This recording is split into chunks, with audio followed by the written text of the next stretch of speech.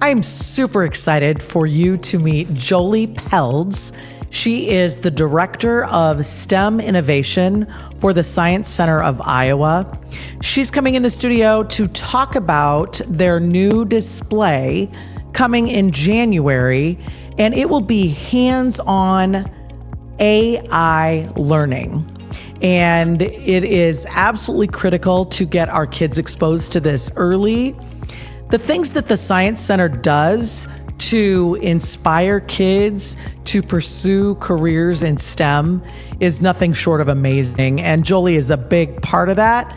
Stay tuned and share it with your friends because you're going to love what the Science Center is doing for manufacturing in the state of Iowa. It is great to have in the studio with me today, Jolie Pelds, who is the STEM Innovation Director at the Science Center of Iowa.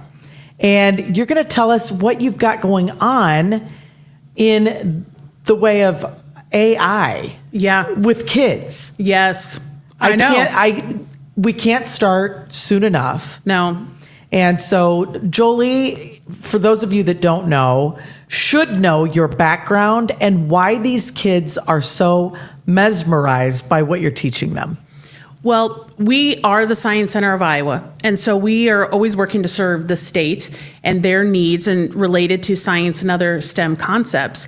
And technology is a big part of that because we use technology in science and our science investigations, and AI is just the newest one that has come out. And I think it's imperative that we talk to kids about AI, that we educate kids about AI, because, you know, our kindergartners today, they don't know a world that doesn't have AI. Right. And so while it seems strange and sort of unimaginable to us that this technology exists, they just don't know any different. And so it's important that we talk to them about what is AI, what isn't AI, how do you use AI, and how do we stay in control of it? Because if they are behind the gun at all, they're going to pay for it long term. Well, so true. Exposing. And how do we, people worry about ethical uses of AI and the way that it might be damaging our society.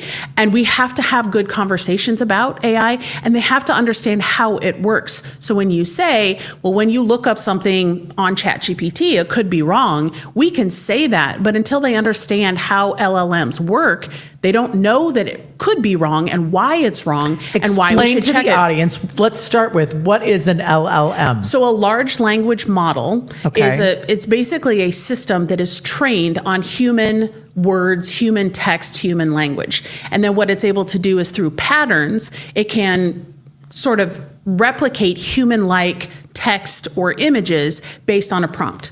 So for example, if I said to you, an apple a day, well, how would you finish that? Keeps the doctor away. Right, because you've been trained on that. Right. When you've heard that statement, you know what the rest of it is. So an LLM works in that capacity, right? So it's making guesses what it thinks the rest of that pattern or that sentence or that image is going to be. And it can, the computer systems we have today can process that all very, very fast.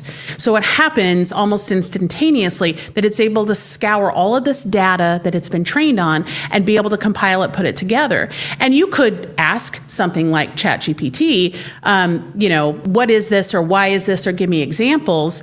But you also have to recognize when maybe what it's giving you isn't what you're looking for or maybe is incorrect.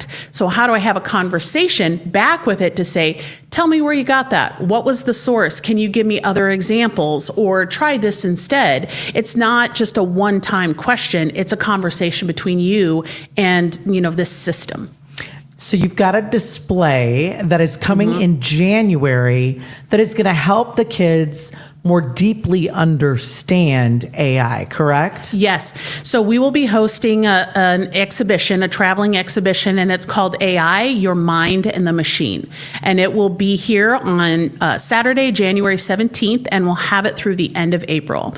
And it is really a place for convening of conversation. So it's going to demonstrate, it's going to have very hands-on and engaging ways for people to understand what is an LLM, how does it work, what is generative AI, how does that work, what is machine learning, how is that used, and begins to have some of those ethical conversations of how do these things make their way into our life, and what ways do we not want these things to make their way into our life. Awesome.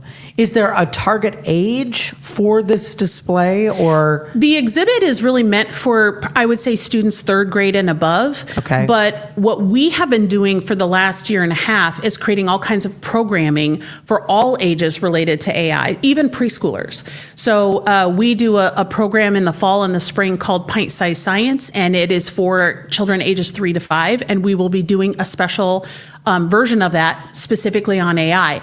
And it's not that we're going to tell the kids this is what AI is, but we're going to show them how pattern recognition works. How do you do like a search and find, and understand that the computer does the same kind of thing. When you ask it a question, it's searching through all of its information to try to find the example of. And again, we're not going to be teaching kids to use AI. In fact, in that case, we're not even going to be using computers. Everything is going to be analog, and just helping them to be more comfortable with the way that computers can do things, both in their life that they see right now, as well as in the future. And there is a role for our manufacturing partners across the state to engage in this learning and exposure of these young people. Talk about the outreach that you do with business and industry across the state, Jolie. So we, again, being the Science Center of Iowa, we really aim to reach all the corners of the state, all the locations, and big towns and small towns, and bring what we have on site to them. So we can pack up computers and microcontrollers and robots and all of those kind of things, and we can take them to different locations and provide students at a school or a library, community center, boys and girls club, whatever it might be, a learning experience related to what we're doing. And we are always striving to find funding that supports that. Many schools and out of school opportunities don't have the funding to support this in a very healthy way. And so we're always looking for partners in that opportunity. And we really feel like this is important within your community. If you are a manufacturing company in a town, it's important for that town to have an understanding of what you do. We can help to sort of break that down. And what are those technologies, and give students at a variety of ages an experience with that technology, and say, X company that's here that maybe your parents work at or your aunt and uncle works at, this is what they do, bigger and more and faster, but this is basically what they're doing. And you've got partnerships and have had partnerships with companies across the state for a long time.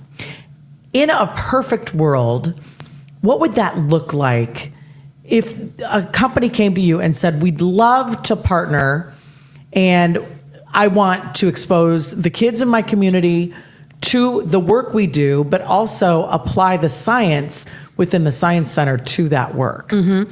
So first of all, we're always listening. So what is it that you want to communicate? What is the message that you would like your community to send or to receive? And then we can help with that translation. We're science communicators, so we can sort of break that down. If you're looking for a way for the people in your community to understand how AI is enhancing data-driven decisions within manufacturing, if you want them to understand machine learning, for example, and how that is used, we then would have the different programs that we provide and say, this would support that. We could then come to your community and say, at your library or at your school, maybe we work with every second grader, or maybe we meet with the after school clubs and over a period of time, or even just one time, if that's all that works out, to expose them to that and then make the connection to the company that is sponsoring it.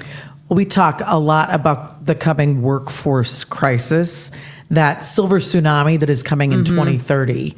And that is the end, 2030, of Gen Z coming into the workforce, and the beginning of Gen Alpha. I can't stress enough the importance of exposing these young people to the work that you do. Manufacturing is our highest gross domestic product in Iowa. We have so many great jobs available to kids of all levels, whether they want to go straight into school after high school, or 4 years, or PhDs, you name it, you've got a path in manufacturing. what I love about the Science Center of Iowa is you're exposing these kids at such a young age that science and technology doesn't need to be boring. Talk about some of the activities within the Science Center right now that are really getting those kids, because you see it up close and personal, that are getting them fired up about it and actually applying what they're learning. So, first of all, I have the best job. I love my job. I love that I get to play and help people get excited about lots of topics that I personally am already excited about. And one of those things, really relates to technology. So in the sciences, technology, if you look at what STEM is, it's a blended experience of science, technology, engineering, and math. And so we want students to see how all of those things work together.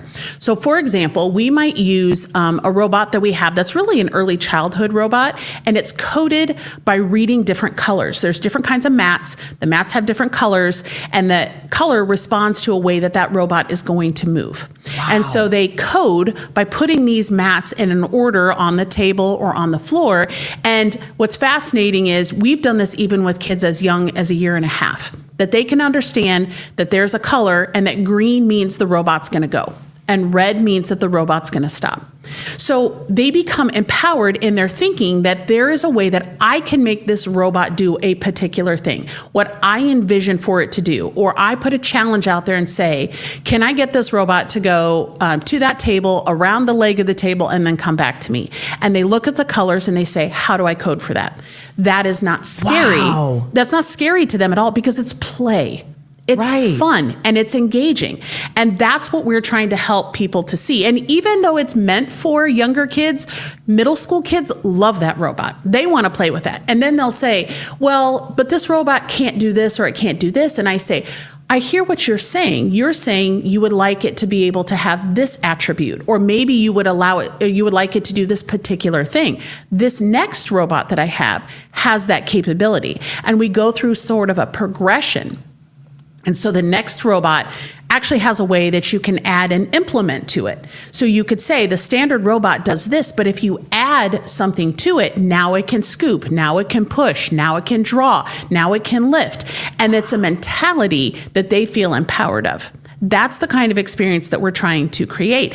And what AI is allowing us to do is to show ways that it can happen faster with more accuracy, or what they're already doing that has an AI component to it.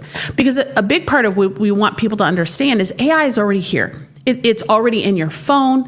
It's in a lot of the work that you do, general way that you investigate things and you look online. AI is already contributing to that. So we want people to understand how it's used, but then how do I stay in control? How do I use that in conjunction with my robot? If my robot's collecting data, could I take that data, put it into an LLM, and have it create an analysis report for me of that data? Which I could do, but maybe this saves me time. So now I quickly get a result, and then I can go do the next thing with that. Wow. I remember the last time we talked, Iowa is full of innovators. Manufacturing is full of innovators. To innovate, you have to fail. And one of the things I love about the way you teach our kids is you teach them how to fail well. Talk about that perception and how you do that. When you come to the Science Center, first of all, we want you to learn and have fun and feel safe. But particularly in the Innovation Lab, which is like our makerspace, we want you to recognize that this is a place where you're supposed to try things and take risks and maybe have it not work out the way that you thought. And what we learn from that is that kids will grow in their grit and their persistence. They'll grow in their ingenuity. They're like, oh, what if I tried? Or their collaboration with other people. Maybe somebody else can help you with that. And so, for example, something we do with machine learning, there's a free website that can be used online on practicing how to train a machine to understand things. So we'll say, for example, maybe you want to train this machine to recognize when you're happy or when you're sad. Let's say that. And so they train it, and it takes pictures of them, of their face being happy. Now, this doesn't go on the internet. It's not downloaded to anything. It's just a system project. And so then they, do a smiley face or however they want to express that. And then they'll show faces of sad. And then they could ask another person to come up and have it make a face and see if the machine was able to learn. And the machine might not be able to recognize their smile or being happy. And then the kids say, it didn't work. And we say, tell me more. Why do you think it didn't work? What are the differences? What are the variables that we changed? And they might say, well, the second person has different hair, or their shirt was red and my shirt was white. And when I was training the machine, every piece of data I gave it was me with short hair and a white shirt. And now another person comes in and they have long hair and a red shirt and it doesn't recognize it. So then we say, how could we train the machine better? And they say, it needs more data. It needs more examples. It needs to see lots of people in what looks like being happy and sad, and then it's going to be better. Right? So we don't tell them right away, make sure everybody has the same hair, we don't tell them that. We let them figure it out through the process. And then when you talk about machine learning in manufacturing, that's exactly how it happens. There's a machine that's been trained to recognize when this tool or this piece or this outcome has this visual appearance or something else in its action. That's what we're looking for. That's the correct or that's the incorrect. And you train it on what is the product that we want as an outcome. And then it can recognize if that happened or if it didn't. So students are playing, they're having fun, they're enjoying, they're learning grit and persistence, but in a way they're also being prepared for those potential jobs in the future. Wow. Talk about the makerspace, and I would imagine you're always looking for donations, of course, for products and supplies in the makerspace. Yeah. So our innovation lab hosts youth workshops, adult workshops, school groups, teacher PD, professional companies. We can come in there and do professional learning as well. We have open hours, which are basically anybody can come and try the different things.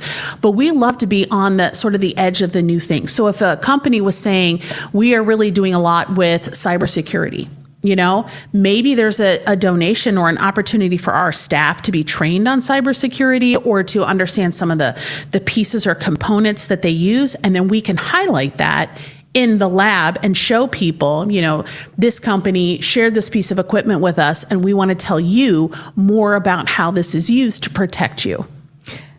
I was listening to Simon Sinek does a podcast called A Bit of Optimism.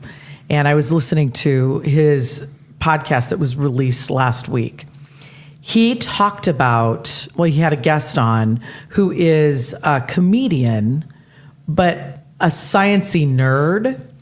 And he was talking about the opportunities for us to teach our kids through visual learning. So back in my day, it was pen and paper and textbooks and boring. And he was giving specific examples like trajectories, how teaching a trajectory on paper is horrible, but to visually explain trajectory is so much easier. And that's what you guys do. Yeah, relevancy is really important because the brain, when you are curious about something, it is naturally open to receiving that information and then deciding how important is that. So if I just tell a student, you should learn this because you should just learn this, or you're going to need to know it for next year, their brain doesn't necessarily think it's very important, and they're not going to put it into deep memory or feel like it's something I need to access in the future. But if they see the application, if they see the relevancy, and we do a fun activity or an experiment, and then we follow up with, this is very similar to, for example, in trajectory, maybe it is something with airplanes and flight, or maybe is with things that are launched or thrown, right? And we say, have you ever seen how this object or this company or this, something does that in real life? And they think, oh yeah, that makes sense. And now their eyes are open to seeing that when they go out in the real world, and their brain says that was important. because I see why it's relevant. I see why it's necessary. I see the application instead of do it for the worksheet, do it for the assignment. And there's amazing teachers who are doing that, but they need support because in terms of technology, it's happening so fast. They're coming to me and saying, I want to use AI, but I just don't know how. I don't even know where to begin. I don't know. And there's a lot of controversy on the concept of cheating related to AI. Oh, true. And the reality is, people have been cheating for a long time. Maybe we need to think a little bit differently about what it means to cheat. Maybe we need to see, is AI tool that we're fighting against, or do we embrace it and say, let me show you how to use this well? Instead of saying, don't use it at all, let me show you how to use it responsibly as you would in a job, in a real setting. But we can't just ignore it because that's not going to prepare them for the real world. Let's talk about the age of the kids that are coming to the Science Center, the different phases of learning that you step alongside, and the frequency. A lot of people listening and watching this podcast have kids or grandkids that need to be coming to the Science Center in some sort of frequency to build these great learning habits. Talk about the perfect rhythm with our kids and the ages at which they engage. So, first of all, something that a lot of people don't realize is we have a preschool at the Science Center. We have a NACCE accredited preschool. We have 6 classrooms of 3-year-olds and 4-year-olds. And these kids see the Science Center as their school. Wow. The whole building is their school. And they get to come to the lab. They get to have experience with the tools and materials, 3D printers, laser cutters, the things that we have in the lab. They get to go out and explore the museum freely on a regular basis. That already sets them up for success. Those kids, when they come back on a school field trip in 3rd or 4th grade, they love to tell you, I went to the preschool here. I came here for preschool. How neat is that? But even just our youngest learners, maybe that aren't ready for school or sort of a different school path, we also have a lot of programs for homeschool kids. We want to make sure that those kids who are maybe taking a different than traditional school path, they also have access to these experiences. But what we overwhelmingly hear, even from adults who came to the Science Center as a kid, is it was fun. I had fun when I came, I got to play, and what they don't even realize is how much science they're learning through just the experience. So them saying, I remember building rockets, and I remember launching the paper rockets, or I remember playing in the water table. That experience is already creating science concepts, engineering concepts, technology concepts, and math concepts in their mind. And then when they go to school or they have a little bit more sort of foundational, traditional education experience, they can attach more specific things, words, formulas, titles, descriptions to those memories they had of playing and having fun. So we want people to come and enjoy. They shouldn't come with a list of they have to learn these things by the time they leave the Science Center. We want them to come and enjoy themselves and play. And then maybe our staff, maybe the situation calls for us to say, I see what you're doing. That looks a lot like this concept. Or you seem really interested in. There's a way you can learn more about this. And we're always certainly for that. But we just want to make it accessible to people in general. So really all ages. Yeah. Okay. We have, our special 21 plus nights, our mixology nights, and actually our February mixology is going to have a theme of AI, but they want to come and play in the Science Center too. And at a time when there's no little kids that they feel like they're competing for to be able to participate, right. And the adults just want to have fun and learn as well. Awesome. Well, Jolie, you are such a resource to the state of Iowa. And especially as we need to be moving our kids towards these careers, everyone's going to be using AI. If they don't, they're going to be left behind. So this is a great way to get those kids back into the Science Center that have been away for a while. So January 17th, It'll be there for 4 months. Yep, it'll be till the end of April. Okay. And is there an additional fee, or is it just part of when you come? Yeah, it's just a part of your regular ticket. You can certainly learn more about the exhibit itself, AI, Your Mind and the Machine, as well as the initiative that we have in holistic thinking around AI, which is called AI at Sci. And you can learn about that more on our website at sciowa.org. And I'll put the link to that display in the show notes so that they can see that. And we'll send some reminders out too so that they don't let it go by and miss it, because this will be important. Yeah. For the it's entire important community. Conversation to have. It's, again, we're not necessarily promoting everybody use it. We're promoting the conversation around it. And we just have to talk about it with kids, the ethical use and understanding of this amazing tool that can certainly push and advance humans, but it obviously has the capability to do not great things. And the way to sort of head that off is to have those conversations now. And Jolie is an amazing resource. I will put your contact information also in the show notes, because she loves getting kids fired up about science and technology. And if there's anybody that can do it, it's you. So use her as a resource frequently with the kids in your community and with your own kids. Yes, please do. Reach out. You can find more information. You can contact me directly through the website as well. Awesome. Thank you for coming in. I really appreciate all you do for the kids in this community. Yeah, thank you for letting me share about our work. Thank you for tuning in to Made in Iowa. Subscribe, like, and share wherever you listen. Catch episodes weekly from the Iowa Everywhere studio on the BPC streaming network.